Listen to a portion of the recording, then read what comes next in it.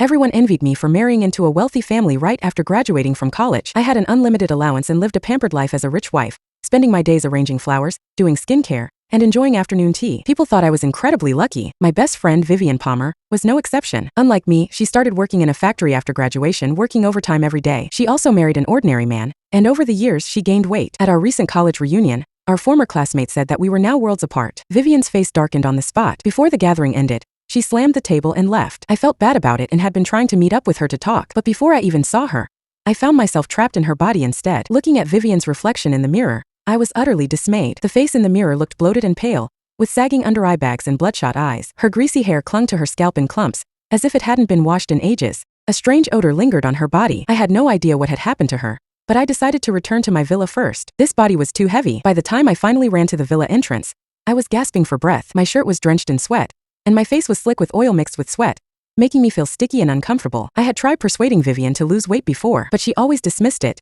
saying that life was already tough enough, and dieting would be inhumane. Over time, she had completely let herself go, making this body unbearably sluggish. As someone who had always been disciplined, I found it impossible to adapt to this sudden heaviness. The moment I steadied myself, I bent over, clutching the iron gate, and retched violently. "Do you have no manners? How can you throw up at someone else's door?" A servant's scolding came from inside the iron gate. I looked up and saw the servant, but more importantly, I saw myself standing behind her. A thought flashed through my mind. If I'm in Vivian's body, then who is occupying mine? I stared past the servant at the woman stepping forward, wearing my face. A terrible suspicion began to take root in my heart. "Vivian," I tentatively called out as she dismissed the servant and walked through the iron gate to stand in front of me. For a brief moment, a flicker of unease crossed her face. I was right. Vivian and I had swapped bodies. Before I could demand answers, she smirked and pointed at me with undisguised glee. "From today onward, you are Vivian, and I am Jeanette Yates. From now on, your rich wife's life is mine now." I was furious. "What did you do?" "Just a little trick to swap our bodies. Your happiness now belongs to me. And as for you, you can rot away in my miserable life." Vivian's expression twisted with crazed excitement. Her words became even more brazen. "Don't even think about switching back. As long as I refuse, you'll never get your body back. Just accept it. Even if you tell others the truth,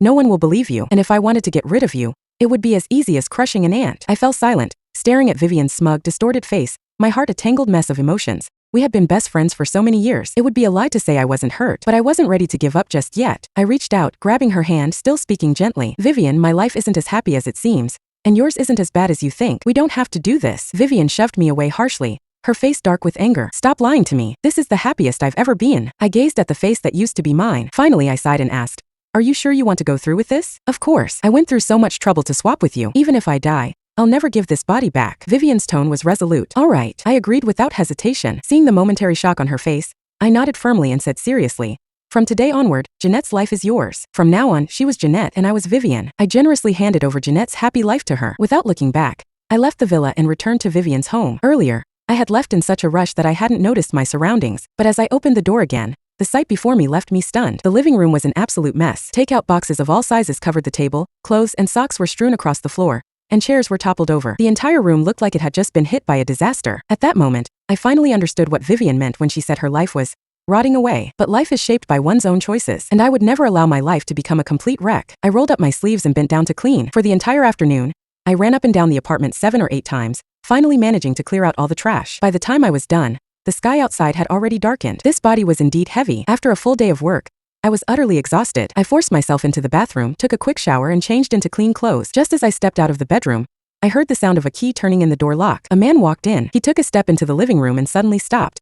He was tall and slender, not particularly handsome, but fair-skinned and pleasant-looking, with a natural warmth to him. He was staring at me, his gaze filled with surprise. I stood there, unsure of what to do. Having been Vivian's best friend for so many years, I naturally recognized him. Vivian's husband, Cedric Palmer. But now, he was my husband. I looked up at him, my fingers unconsciously tightening around the hem of my shirt. Even though I had accepted the reality of being Vivian, Cedric was still a stranger to me. As he walked toward me, my mind raced through countless possible responses. But before I could say anything, he spoke first. "Did you clean up?" There was doubt in his voice. His gaze made me a little nervous. Not knowing how Vivian usually interacted with Cedric, I simply forced a smile and replied, "Dinner is ready. Go wash your hands." Cedric's expression grew even more complicated. He stood there, studying me for a while before silently heading to the bathroom. By the time I brought out the dishes, he was already seated at the dining table. His back was to me, his fingers lightly rubbing the tabletop as he muttered something under his breath. Noticing my approach, he quickly pulled his hand back. When I sat down, his gaze on me carried an extra hint of curiosity. The atmosphere felt a little awkward. Meeting Cedric's probing gaze, I quietly handed him his plate. The dishes on the table were all carefully prepared. What Vivian never knew was that although I had married into wealth,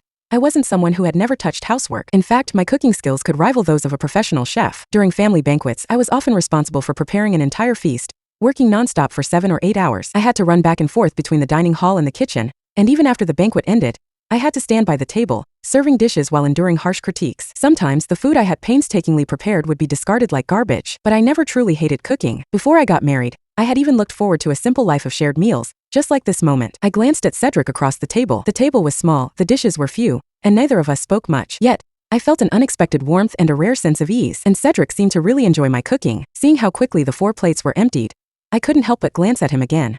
He maintained his usual calm demeanor, but the tips of his ears were slightly red. Setting his plate down, he looked up at me, his gaze softening. "Have you thought it through? Are we continuing this marriage?" he asked. I froze. What is he talking about? Had Vivian planned on leaving Cedric before? I mused. "I know I can't give you a wealthy life. I can't offer you the kind of luxury that your best friend enjoys. So, if you have other plans, I'd understand. But as I promised before, as long as you are my wife, I will treat you well." Cedric's expression was serious. His words made my eyes sting. The man in front of me wasn't dressed in designer brands, nor did he exude an air of wealth and privilege, but there was a warmth in his features, a gentleness in his words, like the golden rays of a spring morning shining down on me. He made me feel secure. Cedric had an aura of quiet reliability. I let out a sigh. I had told Vivian before that her life wasn't as terrible as she imagined. After a moment of silence, I stood up, lowered my head to gather the dishes, and responded softly, "Honey, I was wrong before. I've thought it through. From now on, living our own life well is what matters most." I sensed Cedric pause for a second. Though I didn't look up at him, I could feel the heat of his gaze intensifying. Then, a hand reached over and took the dishes from me. Cedric's voice followed. "I'll wash the dishes. You've worked hard, my love." Cedric was busy. As soon as he finished dinner, he was called back to work overtime. After he left, I secretly let out a sigh of relief and collapsed onto the couch. The excess fat around my waist piled up in layers, sinking slightly into the cushions beneath me. I pinched my waist, feeling a little disheartened. Ever since I got married, my weight had never gone above 180 pounds. That perfect figure had been the result of years of strict self-discipline. But now, this body clearly needed some proper control. I took out Vivian's phone, unlocked it, and opened the Notes app. Within minutes, I had drafted a detailed weight loss plan. Just as I finished, a new message popped up on the screen. I clicked on it. The sender's name was saved as d***men nouveau riche, and the message contained a video. The video showed an extravagant walk-in closet filled with dazzling jewelry. Hundreds of luxury items gleamed under the light. I stood in front of a mirror, wearing a diamond-studded evening gown, carrying more than a dozen designer handbags in my arms. D***men nouveau riche. What a shame. My dear husband is away on a business trip, so he won't get to see how gorgeous I look. Jealous? My life is your dream, but too bad.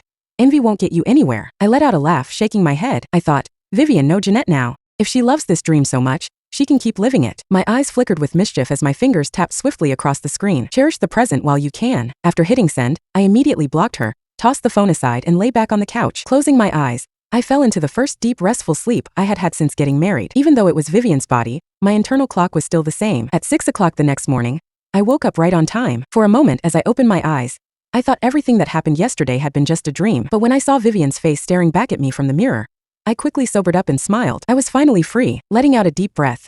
I felt as if even this heavy body had become lighter. I clenched my fists at my reflection, got dressed, and decided to go for a morning run. This body was mine now, and I wasn't going to neglect it. Just as I stepped back inside, I noticed a pair of men's running shoes by the entrance. I assumed Cedric had returned, but when I walked in and glanced around, he was nowhere to be seen. There was breakfast waiting on the dining table. As I walked closer, I noticed a sticky note beside it. "I'm heading to bed first. Don't forget to eat." I opened the bag. The breakfast was packed in an insulated container and was still warm. The door to the guest bedroom was closed, and the apartment was quiet except for the occasional chirping of birds outside. Magpies, it seemed. The sound put me in a good mood. For the sake of my diet, I only ate a boiled egg. Jeanette didn't need to work, but Vivian did. We had both majored in accounting. The difference was that I had gotten married right after graduation, while she had joined a major corporation. Fortunately, I had never let my professional knowledge slip over the years. It only took a few days for me to get back into the groove and adjust to the job. In fact, I had even received praise for correcting a financial report. "Vivian, you're much more meticulous than before. That's the right attitude. Now I have a reason to apply for a raise for you." My supervisor had come all the way to my desk to compliment me,